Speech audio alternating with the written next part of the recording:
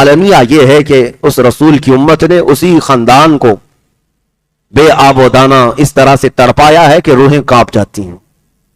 ایک عام آدمی کے ساتھ ہونے والے حادثات کو بھی ہم سیریسلی لیتے ہیں اور غم ہوتا ہے, اور جہاں سے ہماری عقیدت جڑی ہوئی ہے, جہاں سے ہماری محبتیں وابستہ ہیں, اس خاندان کے لیے ہم جان لٹانے کو تیار ہوتے ہیں. تب پھر ان پر آئے ہوئے ان تمام معاملات کو سنتے ہیں تو یقیناً کلیجہ منہ کو آتا ہے. معاملات کیا ہوئے, اب ہم یہاں سے شروع کرتے ہیں. اب یہاں سے ہم واقعات کربلا کو شروع کرتے ہیں. امام علی مقام مدینے سے نکل کر مکہ جا چکے تھے, اور مکہ میں کوفہ کے لوگوں کے خطوط آنا شروع ہو گئے, اور آپ کوفہ جانے پر بضد تھے, اصرار کر رہے تھے. صحابہ نے روکا, منع کیا, کسی نے بھی جانے کا مشورہ نہیں دیا. تو پھر اخیر میں امام حسین نے اپنے بھائی امام مسلم بن عقیل کو اپنا وکیل بنا کر بھیجا تھا کہ کوفہ کے حالات دیکھو اور مجھے خبر کرو. امام مسلم گئے, حالات اچھے تھے, 60,000 کے قریب لوگ بیعت کے لیے تیار تھے, اور خط لکھ کر کے بھیج دیا امام علی مقام کو کہ آپ تشریف لائیں, کوفہ کے حالات بہت اچھے ہیں. لیکن ہوا کیا, یزید نے وہاں کے گورنر کو بدل کر کے نیا جلاد گورنر بنایا, عبید اللہ بن زیاد کو. وہ آتے ساتھ ظلم کی ایسی تاریخ اس نے رقم کرنا شروع کر دیا. کوفہ کے بڑے بڑے سرداروں کو گرفتار کیا, دھمکیاں دیا, قتل کیا. صحابی رسول حامی بن عروہ کو قتل کیا, اور جتنے وہاں پر اہل بیت کے جانثار تھے ان کو مارنا شروع کیا. اور امام مسلم بن عقیل کا بھی قتل ہو گیا, ان کے بچوں کا بھی قتل ہو گیا.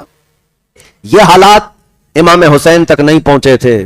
اب امام حسین رضی اللہ تعالیٰ عنہ بہت جلدی کر رہے تھے کہ کوفہ سے مجھے 2 خط آ گئے میرے بھائی کے کہ حالات اچھے ہیں, مجھے نکلنا ہے. اب سنیے, مکہ مکرمہ سے میرے امام نکلتے ہیں, 4 ذی الحجہ کی تاریخ ہے, 6 دن کے بعد تو حج ہونا ہے. ذی الحجہ کی 4 تاریخ, اور مکہ مکرمہ میں امام علی مقام. دنیا بھر سے قافلے ادھر ادھر سے ہوتے ہوئے مکہ کی طرف رواں دواں ہیں, حاجیوں کا قافلہ آ رہا ہے. لیکن امام علی مقام 4 ذی الحجہ کو مکہ چھوڑ کر روانہ ہو رہے ہیں. اس اسنا میں کئی صحابہ درمیان آئے. امام علی مقام ہر بات یہی کہتے تھے, اللہ کو جو منظور ہے وہ ہوگا. لوگ یہ کہتے تھے کہ کوفہ والے دھوکہ کر جائیں گے, دغا بازی ہیں. آپ کے والد وہیں قتل ہوئے, آپ کے بھائی شہید ہو گئے, اب آپ کے ساتھ کہیں کوفہ والے دھوکہ کر کے آپ کے خلاف تلواریں نہ اٹھائیں. امام علی مقام یہ کہتے تھے, لن یصیبنا الا ما کتب اللہ لنا, ہم کو ہرگز وہ چیز نہیں پہنچے گی جو اللہ نے نہیں لکھا ہے, اتنا ہی ہمیں ملے گا جتنا اللہ نے لکھ دیا ہے. تو بہرحال امام علی مقام کا یہ قافلہ نکلنے کو تیار ہوا. تو وہاں پر جو سعید نام کے گورنر تھے مکہ میں, انہوں نے فوجیں بھیج دی امام علی مقام کو روکنے کے لیے. عبداللہ بن زبیر کے حامی طاقت کے بل بوتے امام علی مقام کو روکنے کی کوششیں کی. مڈبھیڑ بھی ہو گئی, ہلکی پھلکی جنگ بھی ہو گئی امام علی مقام کے خاندان والوں اور حامیوں سے اور مکہ والوں سے. یعنی یہ ایسی دشمنی کی جنگ نہیں تھی, محبت میں وہ امام علی مقام کو روکنا چاہ رہے تھے. یہاں تک کہ امام حسین رضی اللہ تعالیٰ عنہ مکہ کی سرحدوں سے نکل گئے. بیچ راستے میں فرزدق نام کا ایک شاعر ہے بہت مشہور, اس سے ملاقات ہوئی, پوچھا کہاں کا ارادہ ہے؟ آپ نے کہا کوفہ جا رہا ہوں. اس نے اس وقت جو اشعار عربی میں کہے تھے وہ آج تک محفوظ ہیں. کہا اے امام, آپ کوفہ جا رہے ہیں, ہو سکتا ہے ان کے دل آپ کے ساتھ ہیں لیکن تلواریں بنو امیہ کے ساتھ ہیں, یزید کے ساتھ ہیں ان کی تلواریں ہیں. وہ بات کچھ اور کرتے ہیں اور کام کچھ اور کرتے ہیں, آپ ان کی باتوں پر بھروسہ کر کے جا رہے ہیں. امام علی مقام نے کہا میرے پاس اتمام حجت کے لیے جانا ضروری ہے. انہوں نے کہا ہے کہ اگر میں نہ آؤں تو قیامت کے دن میرے خلاف گواہی دے دیں گے. تو یہ سب باتیں ہوتی رہی, تھوڑی منزل اور طے ہوئی تھی. میں یہ بھی بتا دوں امام علی مقام کے اس قافلے میں کتنے لوگ تھے. تقریباً یہ 82 لوگوں کا قافلہ بنا تھا, 82, جس میں حضرت علی کرم اللہ وجہہ الکریم کے شہزادے یعنی امام حسین کے جو بھائی حضرت علی کی دوسری بیویوں سے جو تھے وہ سب اس میں موجود تھے. عبداللہ بن علی, ابو بکر بن علی, عمر بن علی, زید بن علی رضی اللہ تعالیٰ عنہم. اور امام مسلم بن عقیل کے 2 بیٹے تو شہید ہو گئے تھے, 3 بیٹے امام حسین کے ساتھ اور تھے. امام حسن کے اپنے سگے بھائی کے 3 بیٹے ان کے ساتھ تھے, اور امام حسین کے خود کے 3 بیٹے بھی تھے. امام زین العابدین, علی اکبر اور علی اصغر, تینوں الگ الگ بیویوں سے تھے. یہ امام علی مقام کے قافلے میں تھے. اور پھر آپ کی سگی بہن سیدہ زینب رضی اللہ تعالیٰ عنہا وہ ساتھ تھیں, اور امام حسین کی چھوٹی بیٹی سیدہ سکینہ وہ بھی ساتھ تھیں. ان کی سگائی ہو چکی تھی امام قاسم کے ساتھ جو امام حسن کے بڑے بیٹے تھے, اور سیدہ سکینہ کی عمر اس وقت 9 سال کی تھی, وہ ساتھ ہوئی. اور امام علی مقام کی 2 بیویاں ساتھ میں تھیں, رباب اور شہر بانو. اور اس قافلے میں اہل بیت کے دیگر افراد بھی تھے, حضرت جعفر طیار کے بیٹے بھی تھے اور حضرت مسلم بن عقیل کے بیٹے بھی تھے. اس طرح سے یہ قافلہ اور کچھ جانثاروں سے مل کر, جو دوسرے چاہنے والوں سے مل کر 82 کی تعداد کو پہنچا. بیچ راستے میں تھے تو سیدہ زینب کے 2 بیٹے عون و محمد, یہ دونوں آئے اپنے باپ کا خط لے کر. ان کے باپ عبداللہ بن جعفر ہیں, امام حسین کے بہنوی, سگے بہنوی بھی ہیں, اور حضرت جعفر طیار کے بیٹے یعنی امام حسین کے چچیرے بھائی بھی تھے. وہ بہت محبت کرتے تھے امام پاک سے. انہوں نے خط لکھ کر کے بھیجا اپنے 2 بچوں کو, بیچ راستے میں بھیجا, کہا اللہ کا واسطہ دیتا ہوں, نبی رحمت کا واسطہ دیتا ہوں, آپ اکیلے نہیں ہیں, اگر آپ چلے گئے تو پوری دنیا میں اندھیرا چھا جائے گا. ہم کوفہ والوں کے حوالے آپ کو نہیں کر سکتے, رسول اللہ کے خاندان کے چشم و چراغ ہیں آپ واپس چلے آئیں, مکہ آپ کے لیے امن و سکون کی جگہ ہے. امام عالی مقام نے خط پڑھا اور آنکھوں سے آنسو آئے اور کہا میں وہ کام نہیں کر سکتا, اگرچہ سارے لوگ مشورہ دے رہے ہیں, لیکن ایک بات مجھے اس بات کو کرنے پر مجبور کرتی ہے. پھر جو ایک صحابی تھے انہوں نے آ کر پوچھا آخر کیا بات ہے کہ اتنے لوگ مشورہ دے رہے ہیں آپ کو نہ جانے کا اور آپ ضد کر رہے ہیں جانا ہی ہے کوفہ. اور تھوڑی دیر کے بعد امام مسلم بن عقیل کی شہادت کی خبر بھی آ گئی. امام حسین بار بار انا للہ و انا الیہ راجعون پڑھتے تھے اور غم کرتے تھے کہ میں نے اپنے معتمد بھائی کو وکیل بنا کر بھیجا اور ان کے ساتھ یہ معاملات ہو گئے. جب یہ حالات سنتے ہیں امام علی مقام, اس کے بعد ایک صحابی نے کہا بھی کہ آپ ضد کیوں کر رہے ہیں, تو جانتے امام حسین کے سامنے ایک بات تھی. کہا میں نے خواب میں رسول کریم صلی اللہ تعالی علیہ وسلم کو دیکھا ہے, حضور اکرم صلی اللہ تعالی علیہ وسلم نے مجھ سے کچھ بیان فرمایا اور میں نے وعدہ کیا, اس وجہ سے مجھے جانا ہی ہوگا. اس صحابی نے پوچھا ہمیں بھی بتائیں اللہ کے رسول صلی اللہ تعالی علیہ وسلم نے آپ سے کیا وعدہ لیا اور آپ نے کیا وعدہ کیا اور کیا بیان ہوا. امام عالی مقام نے کہا نہ میں نے یہ خواب کسی کو بتایا اور نہ بتاؤں گا جب تک کہ میں اس دنیا سے چلا نہ جاؤں. یہ رازوں میں سے ہے, میں نے اللہ کے رسول سے وعدہ کیا ہے. یہ مسئلہ تھا جس کی وجہ سے امام علی مقام کئی لوگوں کے مشورے آتے رہے لیکن آپ واپس پلٹنے کو تیار نہیں ہوئے. ایک مقام پر پہنچے, عبداللہ بن متی وہاں پر ایک شخص تھے, انہوں نے آپ کا استقبال کیا کنویں کے پاس. انہوں نے بھی کہا آپ کوفہ جا رہے ہیں, کوفہ کے لوگ اچھے نہیں ہیں. اور وہاں پر ایک قاصد آیا کوفہ کی خبریں لے کر, ہانی بن عروہ کے ساتھ کیا کیا گیا, مسلم بن عقیل کے ساتھ کیا کیا گیا, ان کے پیروں میں ہاتھوں میں رسی باندھ کر کے ہانی بن عروہ کو گلیوں میں کھینچا گیا ہے, ان کی ہڈیاں چکنا چور ہو گئی, توڑ دیا گیا ہے اور نہایت ہی دردناک انداز میں ان کو قتل کر دیا گیا ہے. یہ خبریں سن کر امام حسین اعظم رضی اللہ تعالیٰ عنہ غمگین ہو گئے اور اس کے بعد آپ اپنے قافلے کو لے کر تھوڑا اور آگے بڑھے لیکن ٹھہر گئے. پھر قافلے کے اندر رات کا وقت تھا, اپنے خاندان والوں کو سمیٹ کر کے خطبہ دیتے ہیں اور کہتے ہیں اے لوگوں کوفہ سے ایک بری خبر آ چکی ہے, اے میرے خاندان والوں اس خبر کو سن لو. آپ نے کہا میرے معتمد وکیل اور میرے معتمد بھائی مسلم کو کوفہ والوں نے شہید کر دیا. ابن زیاد گورنر بن کر وہاں آیا اور کوفہ والوں کے دل بدل گئے, انہوں نے ان کے بچوں کو بھی شہید کیا ہے, صحابی رسول کو بھی شہید کیا ہے. لہٰذا میں تمہیں اختیار دیتا ہوں کہ اب یہاں سے جو پلٹنا چاہے وہ پلٹ جائے, جو جانا چاہے وہ چلا جائے, اس لیے کہ اب ہمارے لیے کوفہ کی سرزمین بھی ہماری پناہ گاہ نہیں رہی. یہ سن کر کے کچھ عرب کے قافلے یا عرب کے لوگ جو ساتھ ہوئے تھے وہ ایک کے بعد دیگرے چھٹتے چلے گئے, نکل گئے, اور یہ قافلہ جانثاروں کا وہی باقی رہ گیا جو مدینے سے چلا تھا. اس میں جو اہل بیت نبوت کے افراد تھے وہ کھڑے ہو کر کے کہتے ہیں, امام مسلم بن عقیل جن کی شہادت ہوئی ہے ان کے 3 بیٹے اور بھی تھے امام حسین کے ساتھ, کھڑے ہو کر کہتے ہیں اب جب ہمارے باپ کا انتقال ہو ہی گیا ہے تو ہم اس وقت تک واپس نہیں پلٹیں گے جب تک ہمارے باپ کا بدلہ نہ لے لیں یا قصاص نہ لے لیں یا پھر ہم بھی قتل ہو کر شہید ہو کر اپنے والد محترم کے پاس نہ پہنچ جائیں. امام علی مقام سے دوسرے شہزادے کہتے ہیں آپ ہمیں پلٹنے کی بات کر رہے ہیں اور آپ کو ہم اس طرح تنہا چھوڑ کر کے جا سکتے ہیں؟ آپ کے بعد زندگی کا کوئی مزہ ہی نہیں ہے, آپ کے بعد زندگی جینے کا کوئی معنی ہی نہیں ہے. امام حسین کی بات پر ایک شہزادہ یا خاندان کا ایک فرد بھی ٹس سے مس نہیں ہوا. یہ قافلہ چل پڑا, امام علی مقام چلتے رہے. بیچ میں ایک جگہ ایسی آئی جہاں زہیر بن قین بجلی, ایک ایسے عرب کے بہت مشہور آدمی ہے, وہ حج کر کے واپس جا رہے تھے, ان کو اہل بیت سے پہلے کوئی عقیدت نہیں تھی. امام حسین نے ان کو بلوایا, وہ خیمے میں تھے, انہوں نے منع کر دیا میں ملنا نہیں چاہتا. بیوی جو تھی گھر میں بیٹھی یہ خیمے میں تھی اور ایسی ڈانٹ لگائی, کہا زہیر تجھے پتا ہے رسول اللہ کا بیٹا بلا رہا ہے اور انکار کرنے کی مجال کیسے تیری؟ آج اس سے بہتر موقع کیا ہو سکتا ہے؟ جا امام علی مقام سے ملاقات کر کے تو آپ زہیر بن قیم بجلی آئے اور امام حسین سے ملاقات کی. ایک ہی ملاقات ایسی تھی کہ چہرہ ابن رسول کو دیکھ کر کے فدا ہو گئے. کہا کہاں کا ارادہ؟ کہا کوفہ کا. زہیر بن قیم کو اپنا واقعہ بتایا اور جو جو حالات تھے بتایا. زہیر بن قیم بجلی جو پہلے اہل بیت سے عقیدت نہیں رکھتے تھے لیکن اب حالات ایسے کہ اپنے خیمے میں آئے اور اپنی بیوی سے کہا میں تجھے طلاق دیتا ہوں، تو واپس چلی جا، اپنے بھائیوں کے ساتھ واپس چلی جا. کہا اتنا اہم کیا معاملہ ہو گیا؟ کہا اس لیے کہ اب میں رسول اللہ کے شہزادے کے ساتھ اس نیت سے جا رہا ہوں کہ واپس اس دنیا میں کبھی نہیں آنا ہے، مجھے آنا نہیں ہے، میرا انتظار نہ کرنا. مال و دولت اسباب سب دے دیا اپنی بیوی کو اور بھیج دیا اور کہا میں امام پاک کے ساتھ جاتا ہوں. یہ زہیر بن قیم بجلی یہ وہ شخص ہیں جو میدان کربلا میں پہلے اترنے والوں میں نام ہیں. یہ یہاں سے ساتھ جو ہوئے اور پھر یہ امام علی مقام کا قافلہ جب آگے بڑھتا ہوا ایک علاقہ زبال آیا، وہاں پر انہوں نے قیام کیا. تو اب یہاں پہنچتے پہنچتے امام علی مقام کے قافلے کو ایک محرم آ چکی تھی. محرم کی پہلی تاریخ تھی اور اس وقت 60ویں ہجری چل رہی تھی. ایک محرم کی تاریخ تھی.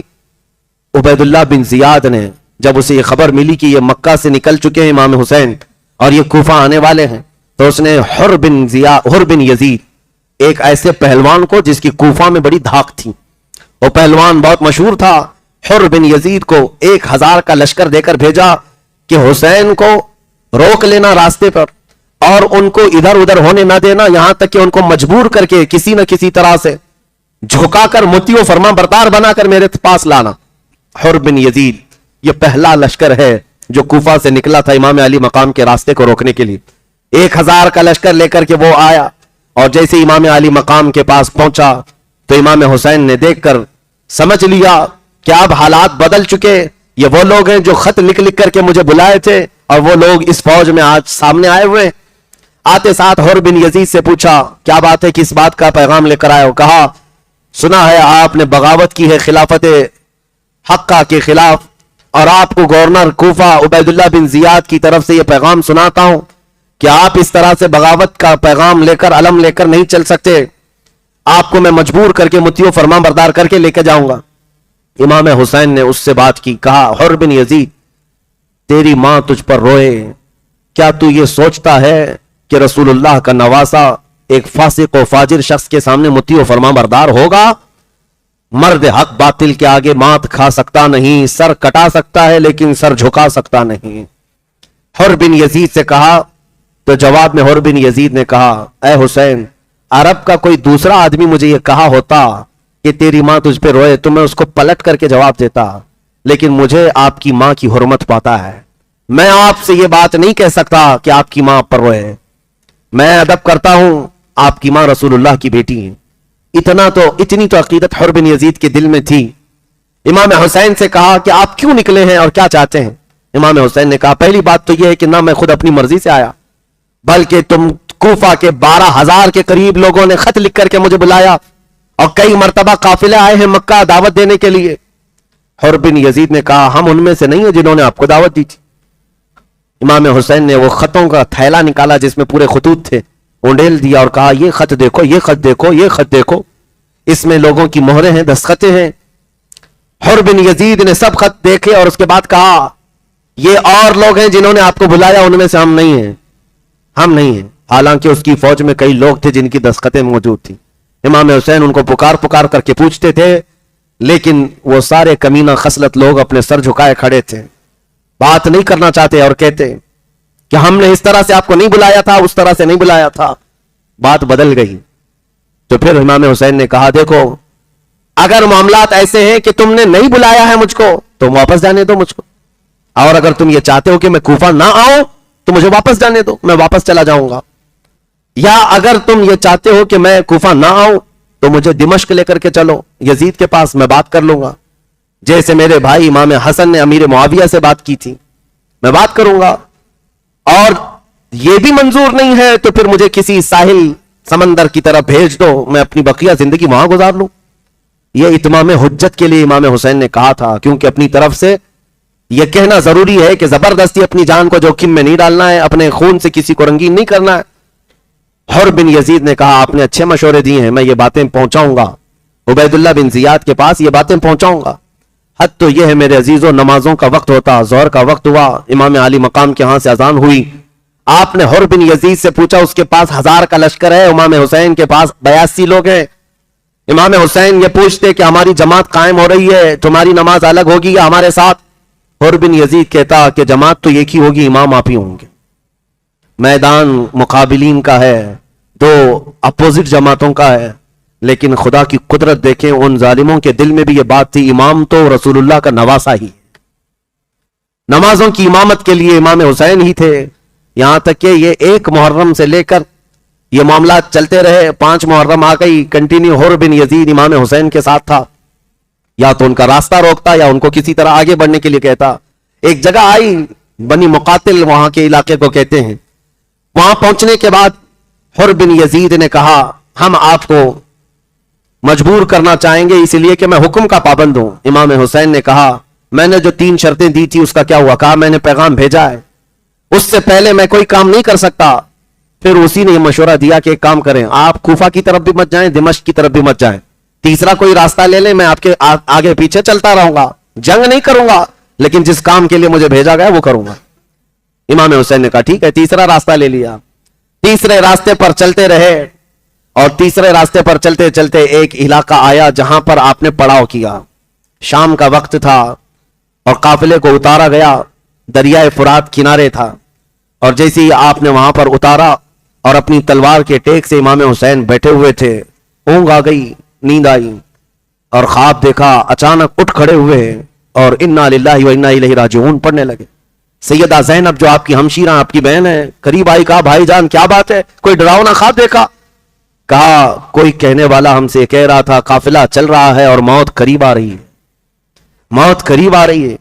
یہ 7ویں محرم کا دن آ رہا تھا، 6ٹھی محرم ہو چکی تھی، 7ویں محرم آ رہی تھی، شام کا وقت تھا۔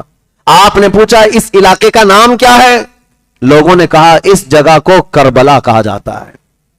آپ نے ایک آہ بھری اور کہا ہذا موضع رجالنا ومحط رحالنا ومناخ رکابنا۔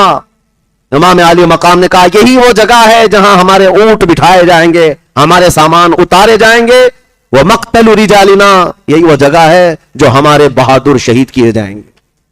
میں نے سنا ہے، اور پھر آپ نے اپنا قافلہ اتار دیا۔ یہ وہ جگہ تھی میدان کربلا، اس وقت کوئی آبادی قریب میں نہیں تھی، کوئی آس پاس گھر نہیں تھے، آبادی نہیں تھی، دریائے فرات قریب تھا، لیکن ابھی دوسری صبح ہونے کو تھی کہ عبید اللہ بن زیاد نے کیا کیا۔ ایک شخص ہے عمرو بن سعد، تاریخ میں ایک ایسا نام ہے میرے عزیزو، یاد رکھو، سعد ابن ابی وقاص جو رسول اللہ کے صحابی ہیں، 10 مبشرہ میں سے ہیں۔ یہ کون سعد ابن ابی وقاص؟ جن کے متعلق میرے آقا فرماتے بی ابی انت و امی ارمی یا سعد۔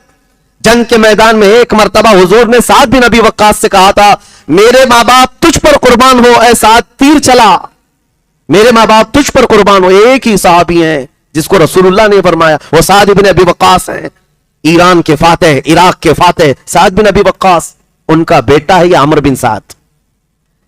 یزید کی طرف سے اس کو رے نام کا ایک علاقہ ایران کا، وہاں کے لوگ باغی ہو گئے تھے، بغاوت کر گئے تھے، اس کو فتح کرنے کے لیے بھیجا گیا تھا کہ اس مہم کو ختم کر کے آؤ، اور پھر اس کو یہ لکھ کر کے بھی بھیجا گیا کہ رے کی حکومت تمہیں دے دی جائے گی۔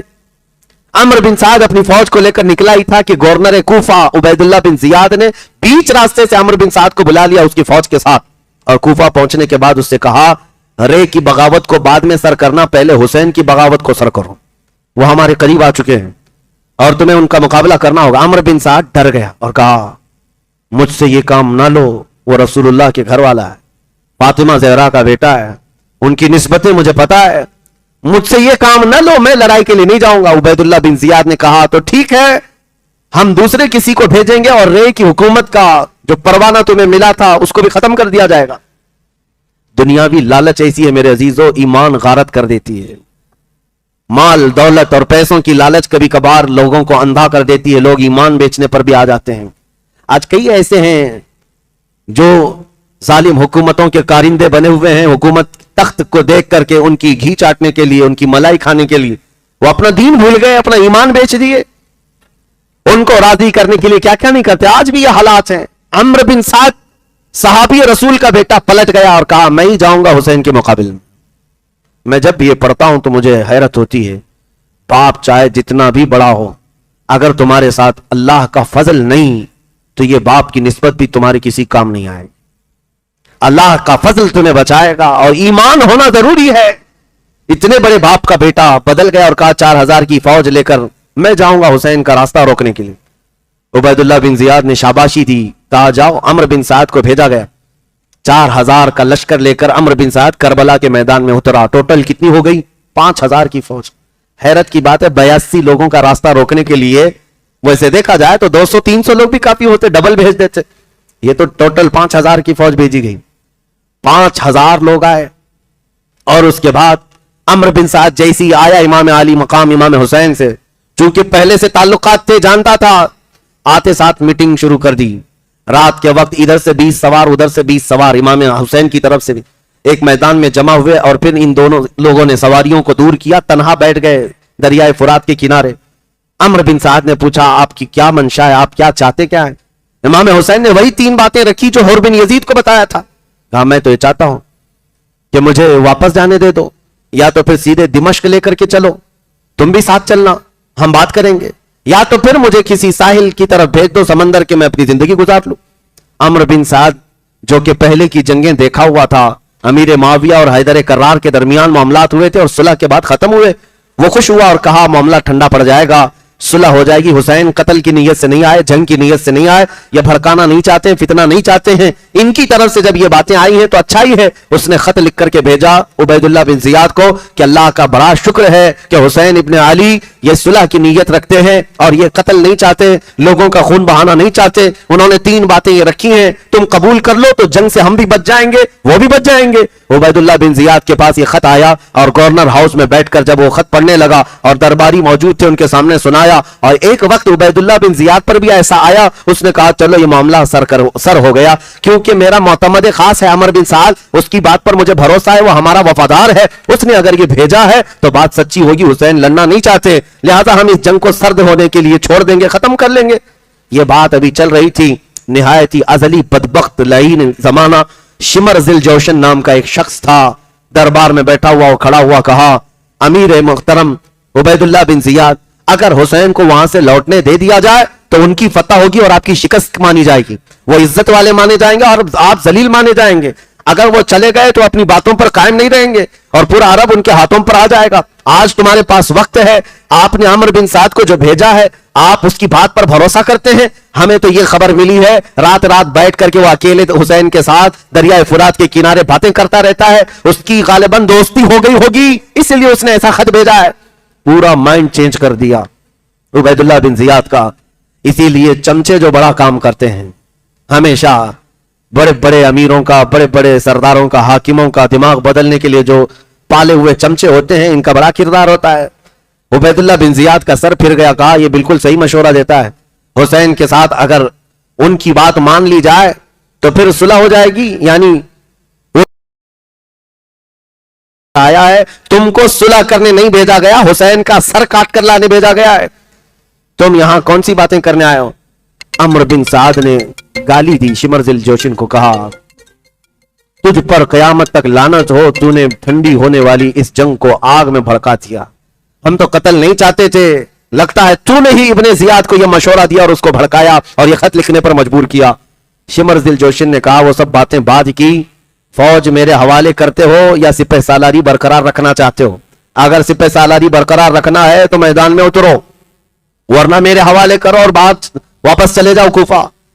پھر بھی لالچ غالب آ گئی عمرو بن سعد پر, کہا نہیں, میں سپہ سالاری چھوڑ نہیں سکتا اور نہ کوفہ واپس جا سکتا ہوں, میں میدان میں ڈٹا رہوں گا اور سب سے پہلا تیر حسین کی طرف میں چلاؤں گا. صحابی رسول کا بیٹا, لالچ دنیا کی ایسی ہے, طمع حرص ایسی ہے میرے عزیزوں, ایمان غارت کر جاتی ہے, برباد ہو گیا. اور اس کے بعد یہ کل ملا کر فوج کتنی ہوئی؟ 22,000 کی فوج ہو گئی. 22,000 کا اتنا بڑا لشکر, اور اس طرف نہتے امام علی مقام کے شہزادوں کے خلاف کھڑے ہیں. اور ہوا یہ تھا کہ عمرو بن سعد جیسی 4,000 کا لشکر لے کر 7ویں محرم کو آیا تھا, اس دن سے اس نے پورے دریائے فرات پر 500 آدمی کھڑا کر دیے تھے پہرے دار, کہ کسی حسین کے خیمے کے رہنے والے شخص کو فرات تک آنے نہ دیا جائے.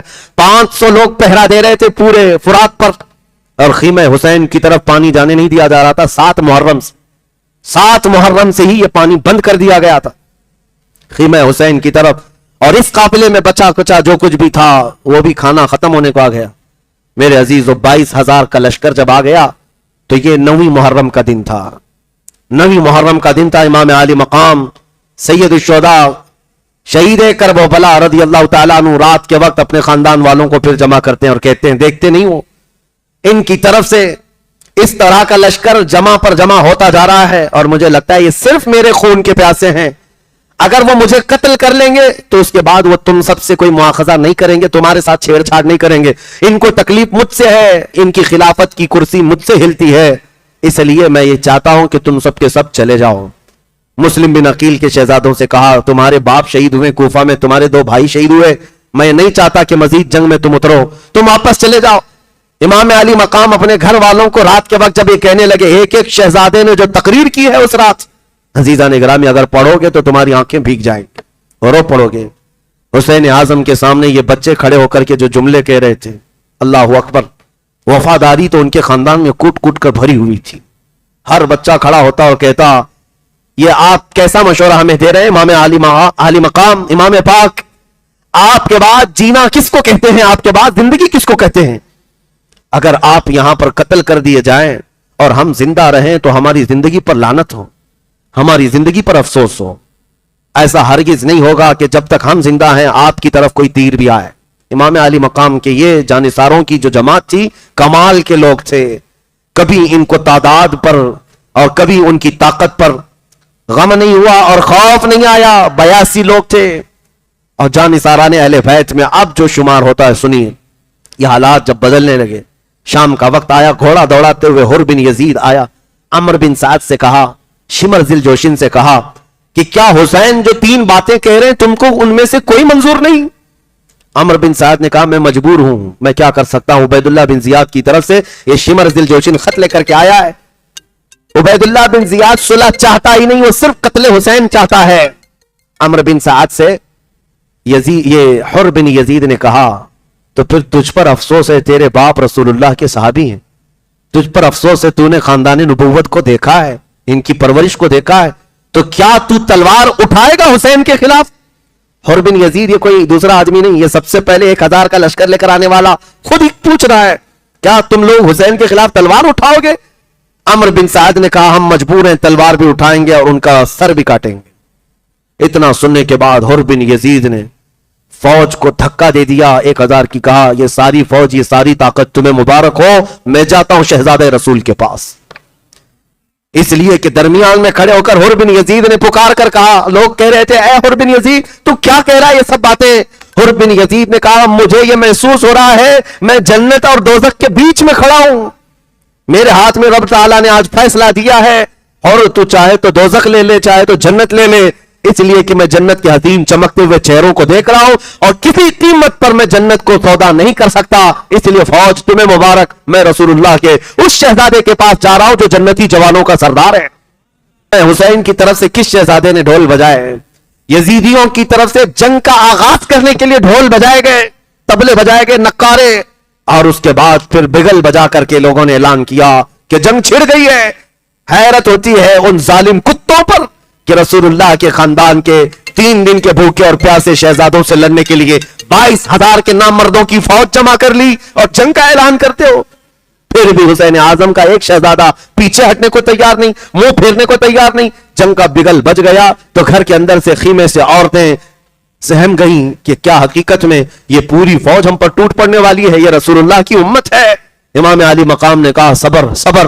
پھر عمر بن سعد جو سپہ سالار تھا یزیدی فوج کا, لوگوں کو بلایا اور جو جھنڈا اٹھایا ہوا تھا اس شخص کو بلایا اور کہا گواہ رہنا, کمان میں تیر ڈالتا ہے, اور سب سے پہلا تیر امام حسین کے خیمے کی طرف پھینکا. کہا تم لوگ گواہ رہنا, جنگ کی ابتدا کرنے والا میں ہوں, سب سے پہلا تیر چلانے والا میں ہوں, تاکہ امیر المومنین یزید کے پاس سے مجھے انعام و اکرام ملے اور میرے لیے جو پروانہ رے کی حکومت کا دیا گیا تھا اس کا میں حقدار ہو جاؤں. یہ کیسی لالچ تھی, یہ کیسا حرص تھا, کیسا طمع ہے. عزیزان گرامی اوقات, جنگ چھڑ گئی تو حر بن یزید جو شخص تھے جو خیمہ حسین میں ایک رات پہلے آئے تھے، امام علی مقام کے پاس آ کر کہتے ہیں گھوڑے سے اترے بغیر کہ امام مجھے جانے دیں، امام علی مقام مجھے جانے دیں۔ امام علی مقام کے دست پاک کو چوم کر وہ میدان میں آئے۔ یہ سب سے پہلے انسان تھے جو کوفیوں کو للکارتے ہوئے کہا تمہیں پتہ ہے کوفہ میں میرا نام کیا ہے؟ کوفہ میں میرا نام کیا ہے؟ مجھے کوفہ کا پہلوان کہا جاتا ہے کسی کی ماں نے دودھ پلایا تو آؤ۔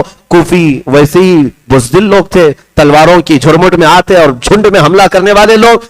یہ حر بن یزید کے پاس کوئی آنے کو تیار نہیں تھا۔ عمرو بن سعد بڑے بڑے لوگوں کا نام لے لے کر دھکا دے کر بھیجا کرتا تھا کہ جاؤ اس کے مقابل میں، جاؤ اس کے مقابل میں۔ حر بن یزید کا حال یہ تھا بپھرا ہوا جیسے انسان ہو اور جو قریب آئے گاجر مولی کی طرح اسے کاٹ کر ٹکڑے کر دے۔ ایک ہی حر بن یزید ہے تقریباً کچھ گھنٹوں میں 120 لاشیں گرا چکا تھا۔ وہ کس کی لاشیں تھی؟ حر بن یزید نے یزیدیوں کے خیمے کے اندر ایسی کھلبلی مچا دی تھی۔ میں اکثر یہ کہا کرتا ہوں ایک دن خیمہ حسین میں آنے والے حر بن یزید کی طاقت کا حال یہ ہے وہ چند گھنٹوں میں 120 یزیدیوں کے پسینے نکال دے، بلکہ ان کے خون کو زمین پر بہا کر کے دنیا کو یہ بتا دے ایک دن سے اگر دامن سے وابستہ ہو جائے تو طاقت کا یہ حال ہے، تو پھر رسول اللہ کے خاندان میں حسین کی گود میں پلے ہوئے شہزادوں کی طاقت کا حال کیا ہوگا۔ اسی لیے میرے عزیزو حر بن یزید کو کئی جتھے مل کر کے حملہ کر کے حر بن یزید کو شہید کرتے ہیں۔ زہیر بن قین بجلی جو قافلے میں امام علی مقام کے ساتھ ہوئے تھے وہ آئے، حبیب بن مظاہر آئے، مسلم بن اوسجہ اسدی یہ امام حسین کے جانثاروں میں سے ہیں، یہ چاہنے والے محبان اہل بیت میں سے ہیں، یہ آئے اجازت لیے اور امام علی مقام منع کرتے تھے مجھے جانے دو، مجھے جانے دو، مجھے بات کرنے دو، لیکن یہ جانثاران ایسے تھے، یہ محبان اہل بیت ایسے تھے امام حسین کو باہر ایک قدم بھی آگے بڑھانے نہیں دیتے تھے اور کہتے تھے جب تک ہماری زندگی ہے امام علی مقام تو بہت بڑی بات ہے، آپ کے گھر کا کوئی بچہ بھی میدان میں ہم اترنے نہیں دیں گے۔ جتنے جانثار تھے سب آئے اور شہزادگان اہل بیت کو بھی آنے نہیں دیا۔ حبیب بن مظاہر آئے، مسلم بن اوسجہ آئے اور زہیر بن قین آئے، یہ بھی دوپہر کے قریب لڑتے رہے، زوال تک لڑتے رہے، یہ تین ہی لوگ لڑتے رہے۔ کچھ لوگ آئے اور کوفہ کے لوگ مقابلہ نہ کر سکے، موت کے گھاٹ اتر گئے اور ان تینوں بھی جام شہادت نوش کر گئے۔ امام علی مقام کے سگے بھائی جو تھے مولا علی کی اولاد، امام علی مقام کے جو سگے بھائی تھے عبداللہ بن علی، زید بن علی، بکر بن علی، عمر بن علی، عثمان بن علی، 5 شہزادے علی مرتضیٰ کے میدان میں تھے، یہ آئے ایک ساتھ امام حسین سے اجازت لے کر کہ ہمیں جانے دیں۔ حضرت عباس علمبردار یہ بھی امام علی مقام کے بھائی ہیں، یہ موجود تھے امام حسین کے ساتھ، یہ 5 بھائی آئے اور یہ کہ بات دیکھرے انہوں نے کوفیوں کے سر اڑائے اور دمدار اور شجاعت کے ساتھ مقابلہ کرتے رہے اور جام شہادت یہ کہ بات دیکھرے نوش کرتے رہے۔ عزیزان گرامی وقار، یہ خاندان اہل بیت کے لوگوں کا یہاں سے ان کی قربانیوں کی ابتدا شروع ہوئی۔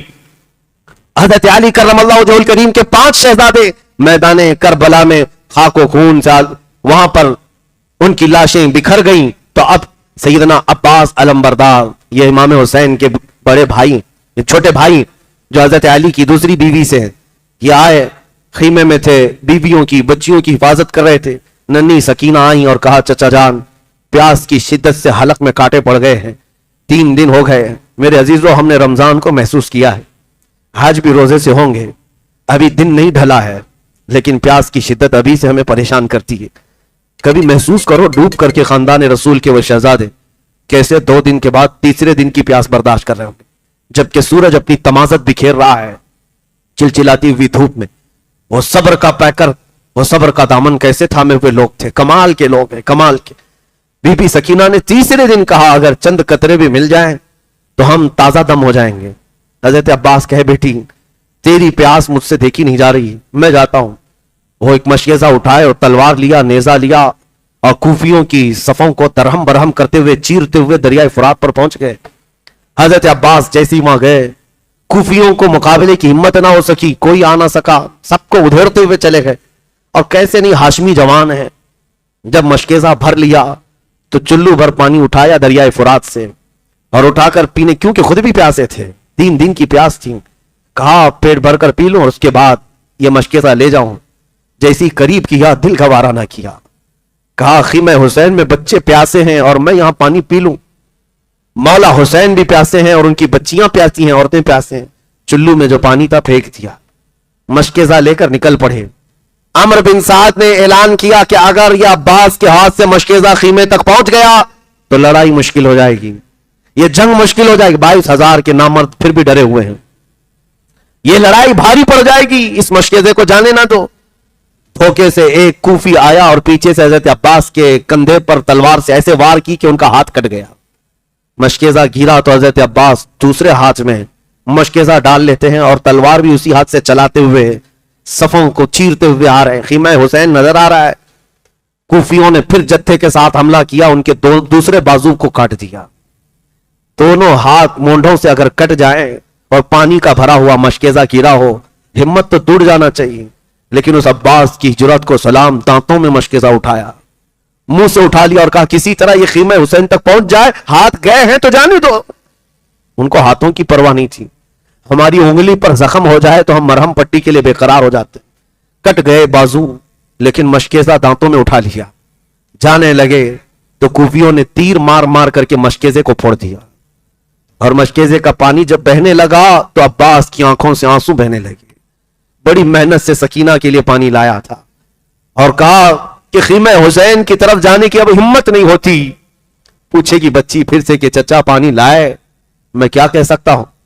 تو عباس علم بردار کہنے لگے مولا اس سے بہتر ہے کہ میں خالی ہاتھ تیرے نبی کے گھرانے کی طرف جاؤں, مجھے تو اپنی بارگاہ میں بلا لے.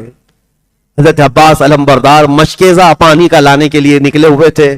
کوفیوں کے جتھے نے ایسا گھیر لیا کہ ان کو نیزے مار مار کر کے زمین پر لٹایا اور ان کی گردن کو الگ کر دیا, شہید کر دیا.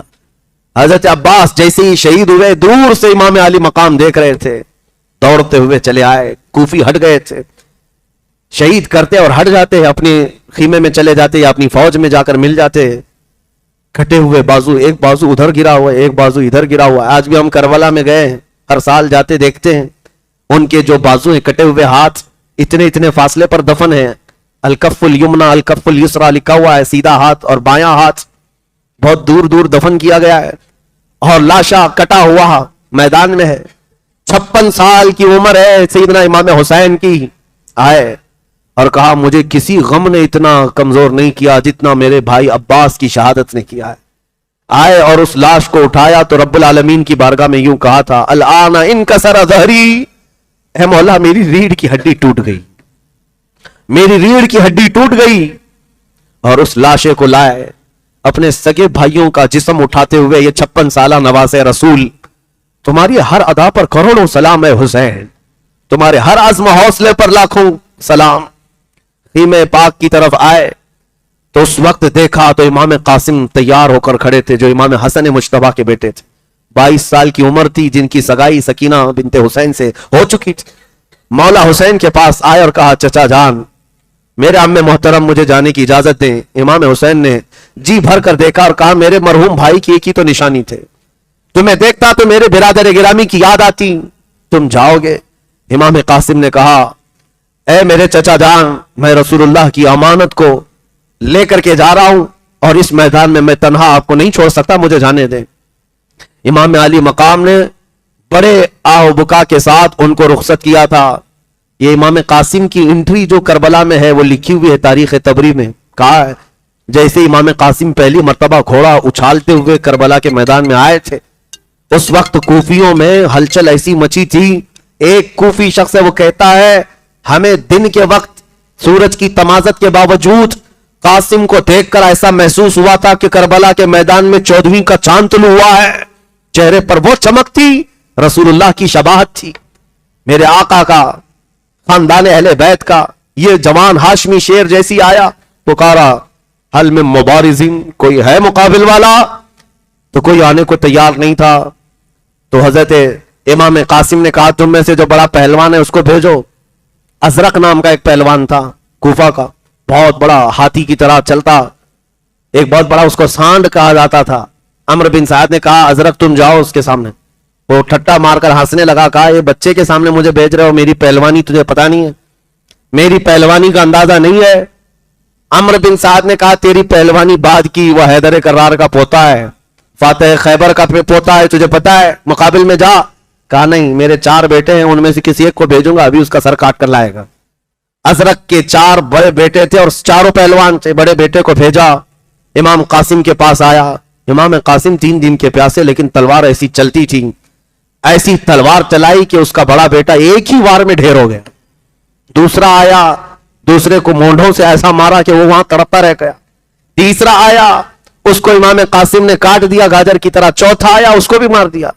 ازرق اب بفر گیا, میرے 4 بیٹے ایک کے بعد دکھ رہی ہے, ایسے کاٹ دیا جیسے سبزی کو کاٹا جاتا ہے.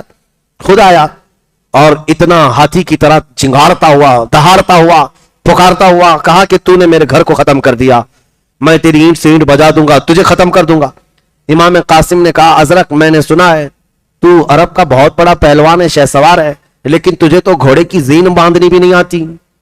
یہ تو تیرے لیے عیب کی بات ہے. کسی فوجی کو یہ تانا دینا بہت بری بات تھی. امام قاسم نے اس ہیلے سے جیسے اس کو کہا, ازرق کو یہ بہت غصہ آیا اور وہ اپنی زین جو باندھی جاتی تھی گلے کے نیچے اس کو دیکھنے کے لیے جھکا تو امام قاسم نے ایک ہی وار میں اس کی گردن کاٹ دی. کوفیوں میں اتنا خوف مچ گیا کہ اتنے بڑے پہلوان اور اس کے بیٹوں کو ایک ساتھ اس نے جہنم بھیج دیا. یہ ہاشمی جوان لڑتا رہا تو عمرو بن سعد نے پکار کر کہا, اس لڑکے کے مقابل میں اکیلے جاتے رہو گے, یہ شام تک پورے لوگوں کو کاٹ کر رکھ دے گا, لہذا اس پر حملہ کرو. سارے لوگ تیروں سے, ہر جگہ سے لوگ مقابل میں آ گئے. ایک امام قاسم پر اس نے 300 کتوں کو چھوڑا. 300 کتے کبھی ادھر سے نوچتے کبھی ادھر سے نوچتے.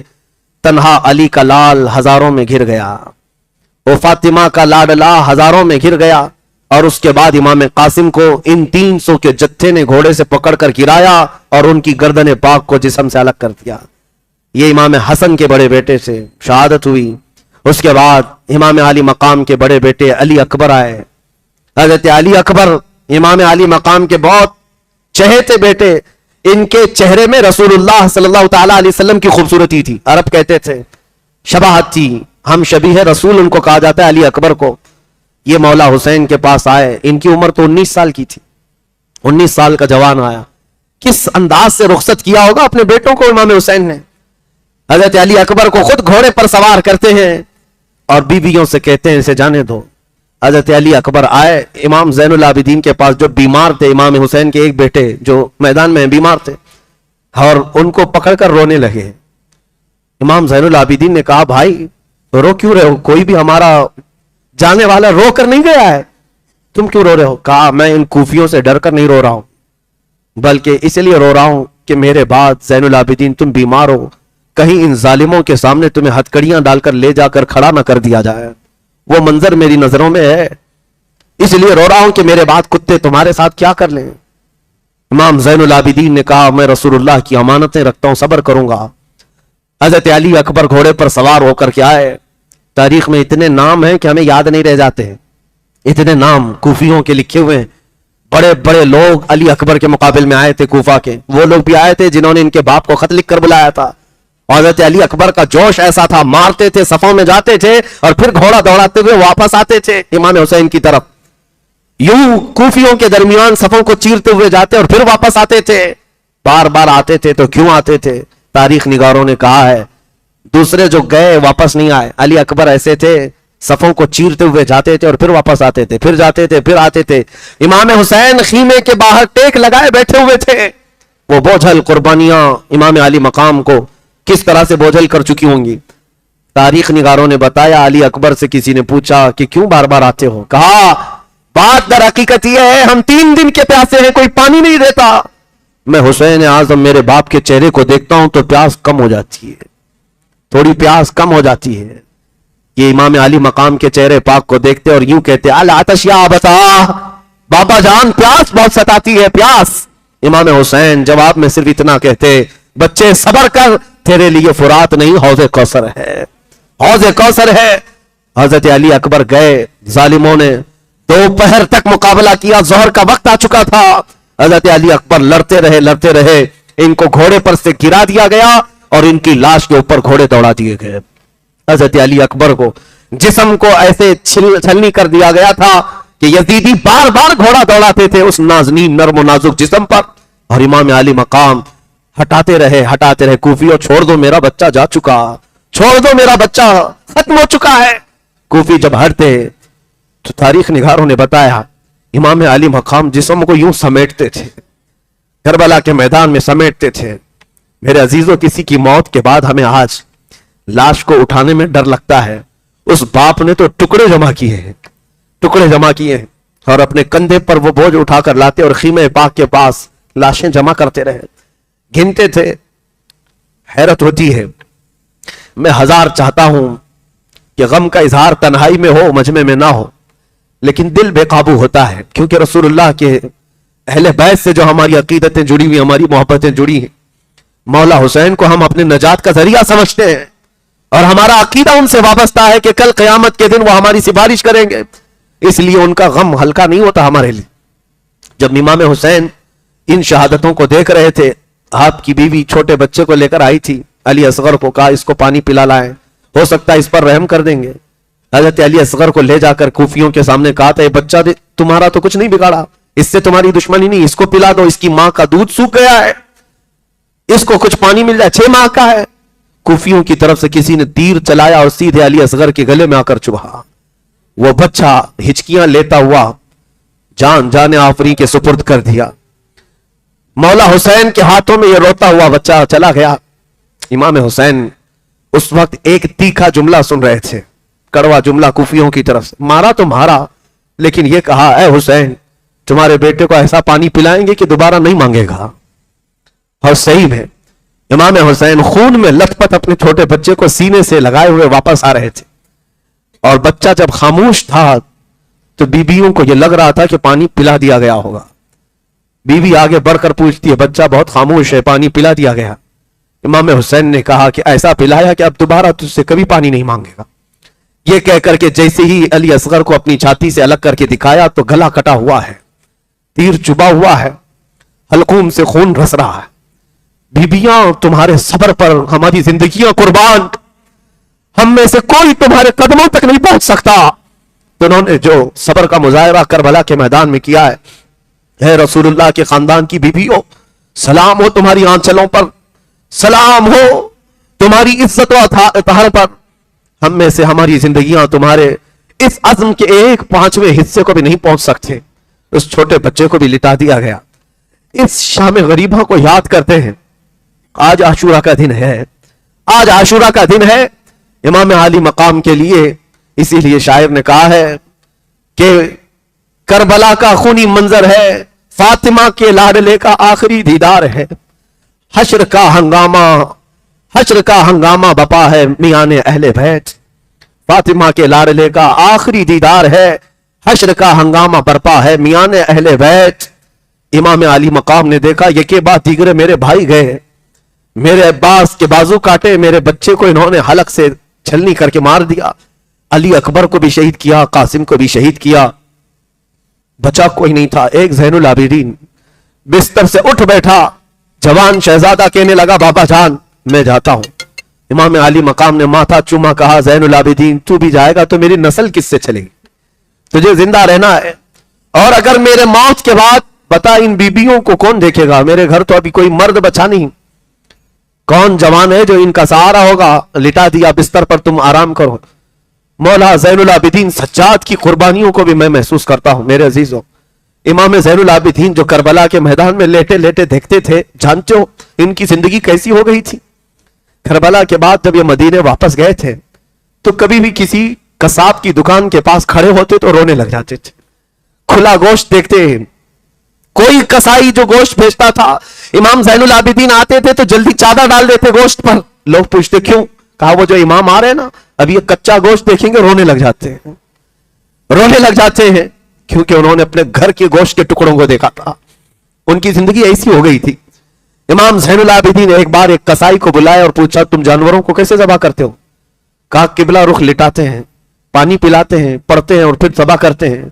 चीख मारी और कहा दुनिया वाले जानवरों को पानी पिलाकर ज़बह करते हैं, मेरे बाप को कूफियों ने 3 दिन की प्यास के बाद ज़बह किया था, मेरे घर वालों को 3 दिन की प्यास के बाद ज़बह किया था।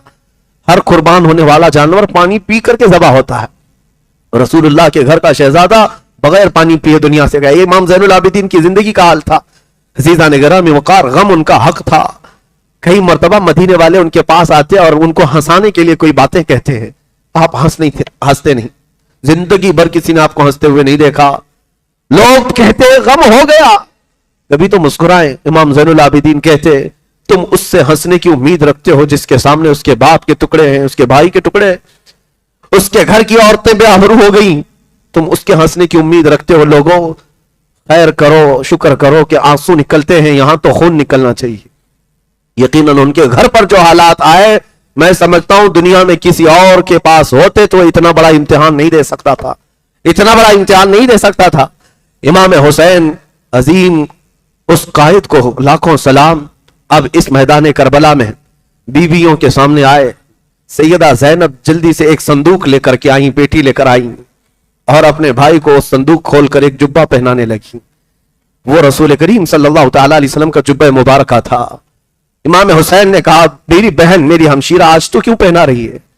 کہا بھائی جان یہ جبہ میرے اماں نے دیا تھا، سیدہ کائنات فاطمہ الزہرا نے دیا تھا اپنی موت سے 2 دن پہلے، اور کہا تھا بیٹی اس کو سنبھالے رکھنا، میرا لاڈلا ایک دن میدان میں اترے گا، اس وقت اس کے آس پاس کوئی نہیں ہوگا، تو اپنے ہاتھ سے اس کو یہ جبہ پہنانا، اس لیے کہ اس کو اس کی ماں سے بڑی محبت ہے۔ امام حسین کو یہ کہتی ہوئی وہ جبہ پہناتی رہی۔ امام عالی مقام اپنی ماں کو یاد کر کے رو پڑے، اپنی ماں کو یاد کر کے رو پڑے۔ کیوں نہ روئیں؟ ایک امام مسلم ہیں جنہوں نے ایک روایت بیان کی ہے، وہ کہتے ہیں میں نے خواب میں دیکھا تھا ایک بوڑھی عورت اپنے چہرے پر چادر ڈالی ہوئی جھاڑو لے کر میدان جھاڑ رہی ہے۔ میں قریب جا کر پوچھا بی بی تم کون ہو؟ وہ اپنا چہرہ نہیں دکھاتی اور کہتی ہے میں محمد الرسول اللہ کی بیٹی فاطمہ ہوں۔ کہا یہاں کیوں جھاڑ رہی ہو؟ کہا کل میرا بچہ یہاں گر کر شہید ہونے والا ہے، اس میدان کی کنکریاں صاف کر رہی ہوں۔ میرے عزیزوں، اس فاطمہ الزہرا کے اس عظیم لاڈلے کا آخری دیدار ہے، جس کے حلقوم کو میرے مصطفیٰ نے چوما ہے، ان کا آخری دیدار ہے۔ جو دوش پیغمبر کا راکب سوار ہے اس کا آخری دیدار ہے، جن سے شریعت مصطفیٰ چلی اس کا آخری دیدار ہے۔ رسول اللہ کا جبہ پہنا، امامہ پہنا، حیدر کرار کی تلوار ذوالفقار ہاتھ میں لی، جعفر طیار کا پٹا اور حضرت امیر حمزہ کا نیزہ ہاتھ میں لیا، سارے تبرکات ایک ساتھ زیب تن کیے۔ امام عالی مقام یہ سارے تبرکات پہن کر خیمے سے نکلنا ہی تھا کہ عورتوں کی آوازیں آ گئیں۔ کہا چھوٹی سکینہ آئی اور کہا بابا جان یہ کوفی تو 6 ماہ کے بچے کو پانی نہ پلا سکے، آپ کے بعد یہ ہمارے ساتھ کیا کریں گے؟ آپ کس کے حوالے ہمیں چھوڑ رہے ہیں؟ امام حسین نے صرف اتنا کہا سکینہ اللہ اس کے رسول کے حوالے تمہیں کر کے جا رہا ہوں۔ سیدہ سکینہ سے کہا بیٹی چاہے جیسے بھی حالات ہو جائیں تو اپنے حجاب کی پابندی رکھنا، تو اپنے پردے کی پابندی رکھنا۔ یہ آخری وصیتیں تھی اپنے خاندان کی اہلی عورتوں کے لیے، اور بیویاں یہ چہرہ دیکھتی رہ گئیں۔ میرے عزیزوں، ہم تو جنازہ جاتے ہوئے لوگوں کا دیکھتے ہیں، رو پڑتے ہیں، لیکن وہ زندہ جاوید گھر سے جب رخصت ہو رہا ہے دولہا بن کر گھوڑے پر سوار ہوا، اور وہ عظیم ان کا گھوڑا جو وفادار گھوڑا جو ہر جنگ میں آپ کے ساتھ رہا، آج وہ گھوڑا بھی بڑھنے کو تیار نہیں تھا، آگے بڑھنے کو اس کو ایڑ لگائی، اس کو مارا، آگے بڑھنے کو تیار نہیں تھا۔ مولا حسین نے دیکھا گھوڑے سے اتر کر بی بی سکینہ اس کی ٹانگوں کو پکڑے ہوئے بیٹھی ہوئی ہے، اور بار بار گھوڑے سے کہتی جاتی ہیں کہ اے گھوڑے، اے سواری میرے بابا جان کو نہ لینا، اس لیے کہ آج اگر تو سوار کر کے لے جائے گا تو یہ واپس نہیں آئیں گے۔ ننھی سکینہ کو آپ نے گود میں اٹھا لیا اور کہا اس عظیم سواری کو نہ روکنا، اس لیے کہ آج میرے امتحان کا دن ہے اور تمہارے صبر کے امتحان کا دن ہے۔ یہ کہتے ہوئے امام علی مقام گھوڑے کو دوڑا دیے۔ یہ آخری دیدار تھا میں حسین کی طرف سے جو یہ شہزادہ گلگو قبا رسول اللہ کا یہ حسین شہزادہ نکلا تو میدان کربلا میں آ کر پھر وہ خطبہ دیا جو حر بن یزید کے سامنے دیا تھا، عمر بن سعد کے سامنے دیا تھا۔ آج 10ویں محرم تھی، جمعہ کا دن تھا اور عین ظہر کا وقت ہے۔ اس وقت حسین اعظم کربلا کے ریگزاروں میں خطبہ دیتے ہیں، اللہ کی حمد بیان کی، رسول اللہ پر درود و سلام بھیجا اور کہا کوفی ہو کیا تمہیں میری نسبت پتا ہے؟ میں اس فاطمہ کا بیٹا ہوں جو رسول اللہ کے جسم کا ٹکڑا ہے۔ کیا تم نے میرے متعلق نہیں سنا؟ میرے آقا نے فرمایا الحسن والحسین سیدہ شباب اہل الجنہ۔ کیا تمہیں میری نسبتیں نہیں معلوم؟ اور اگر ان حدیثوں پر تمہیں شک ہے تو ابھی جابر بن عبداللہ موجود ہے، ابو سعید خدری موجود ہے، ابھی کئی صحابہ رسول اللہ کے موجود ہیں، ان سے جا کر تحقیق کر لو، کیا میرے رسول نے یہ میرے متعلق نہیں فرمایا؟ اور کیا تمہیں یہ زیب دیتا ہے کہ تم رسول اللہ کا کلمہ پڑھتے ہو اور اسی رسول کے بیٹے کے خون سے اپنے ہاتھوں کو رنگین کرو؟ یہ خطبہ ایسا دردناک تھا، کوفیوں میں اس کا اثر ہو گیا، کوفیوں کے دلوں کے اندر ایک رعب طاری ہو گیا۔ قریب تھا کہ وہاں بغاوت ہو جاتی، قریب تھا کہ لوگ تلواریں چھوڑ دیتے، قریب تھا کہ لوگ نیزے پھینک دیتے، ہلچل مچ جاتی، کیونکہ رسول پاک کے اس شہزادے کی زبان میں جو اثر تھا وہ کمال کا تھا۔ خطبہ سن کر کوفیوں کی آنکھوں میں بھی آنسو آ گئے تھے، رونے لگ گئے تھے۔ ایک طرف حسین اپنے خیمے کی طرف دکھاتے اور کہتے میرا کون سا بچہ اب بچا ہوا ہے، میرا کون سا بھائی اب بچا ہوا ہے، دیکھو تم نے میرے خیمے کو لوٹ لیا، میرے گھر کے ٹکڑے کر دیے، اب بھی اگر تم چاہتے ہو تو میں معاف کرنے کو تیار ہوں، میرے خون سے رنگین نہ کرو اپنے ہاتھ۔ کوفیوں پر جب یہ تقریر اثر کرنے لگ گئی، عمرو بن سعد کھڑا ہو گیا، شمر ذی الجوشن جو حرام الطہر کمینہ انسان تھا، ذلیل ترین انسان تھا، وہ کھڑا ہوا اور وہ بھی فصیح و بلیغ خطبہ دیتا تھا۔ کھڑے ہو کر کے اس نے گالیاں دینا شروع کیا، آپ کی عزت پر حملے کرنا شروع کیا، کہا یہ کذاب ابن کذاب ہے، جھوٹا جھوٹے کا بیٹا ہے، نعوذ باللہ، سب کو گالیاں دیا۔ اور اس کے بعد کوفیوں سے کہا اگر تم میں سے ایک بھی بغاوت کر گیا تو میں یزید کے سامنے لکھ کر بھیجوں گا، تمہاری نسلوں کو ختم کر دیا جائے گا، تمہارے خاندان اجاڑ دیے جائیں گے، کوفہ کو تہس نہس کر دیا جائے گا، خبردار کوئی حسین کی تقریر پر دل پذیر نہ ہونے پائے۔ اس کے بعد شمر ذی الجوشن کی تقریر اثر کر گئی، پھر لوگوں سے کہا گیا ہم حسین کی تقریر سے مائل نہیں ہیں، ان کی طرف رغبت نہیں کرتے، ہم مقابلے کے لیے تیار ہیں۔ امام حسین نے کہا اتمام حجت کے لیے مجھے جو کہنا تھا میں نے کہہ لیا، اب تمہاری مرضی، آؤ مقابل کے لیے۔ اب مقابل کے لیے جو لوگ آئے، حذیل ایک شخص تھا، اس کے بعد ایک عبداللہ بن سمدانی تھا، اور کئی لوگ ایسے ایک کے بعد دیگر آتے رہے۔ امام حسین رضی اللہ تعالیٰ عنہ ایک دو نہیں کئی لوگوں کو مار کر گراتے رہے۔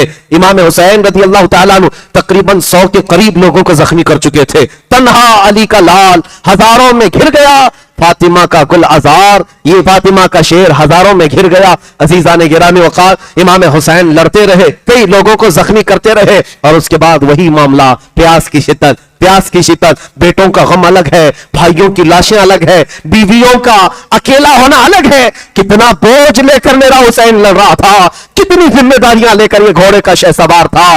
حسین ابن علی رضی اللہ تعالیٰ عنہ جب مقابلہ کرتے رہے، تھک کر کے ان کی گردن جھک جاتی تھی، پھر تلوار اٹھاتے تھے، پھر لڑتے تھے، یہاں تک کہ عمرو بن سعد نے اور شمر ذی الجوشن نے، خلی بن یزید نے، یہ سارے لوگوں نے بھڑکایا اور کہا ایسے نہیں، جیسے اس سے پہلے ان کے خاندان کے بیٹوں کو پہنچایا گیا ہے موت کی تک، اسی طرح ان کے ساتھ بھی مقابلہ ہوگا۔ حسین ابن علی کے پاس 200 سواروں کو لایا گیا اور ہر جگہ سے تیر برسایا گیا، کبھی حسین کے جسم پر ادھر سے تیر آئے، ادھر سے تیر آئے، اپنے ڈھال سے بچاتے رہے، یہاں تک کہ تاریخ نگاروں نے بتایا ہے آپ کے جسم مبارک پر 72 تیر لگ گئے تھے، کوئی جسم کا حصہ باقی نہیں تھا، چہرے پر بھی، سینے پر بھی، کندھوں پر بھی، پنڈلیوں پر بھی، رانوں پر بھی، پیٹ پر بھی، پیٹھ پر بھی، ہر جگہ چیروں سے بوچھار، ہر تیر جاتا جسم میں پیوست ہوتا، ہر تیر جاتا جسم میں پیوست ہوتا۔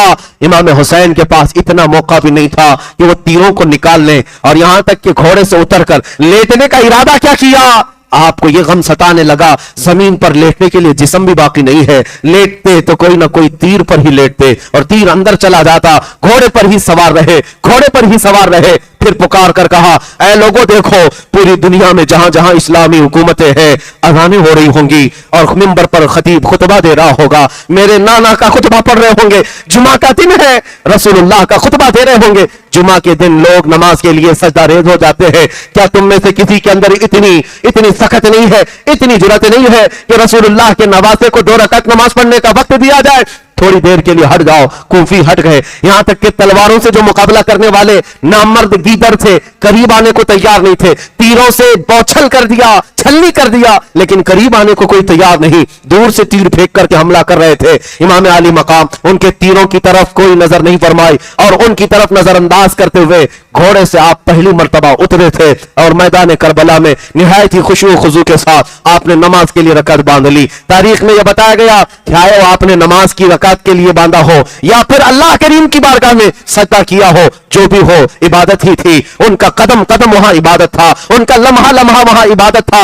امام علی مقام تھکان سے چور تھے، اس کے بعد جب آپ کا سر سجدے کی طرف گر پڑا، آپ سجدے کی طرف گرے، خلی بن یزید، شمر ذی الجوشن دنیا کے بدترین لوگ تھے، قریب آئے، ایک شخص نے آپ کی پیٹھ پر پاؤں رکھا، دوسرے نے آپ کی گردن پر تلوار رکھ کر کے آپ کی گردن مبارکہ کو جسم سے الگ کر دیا۔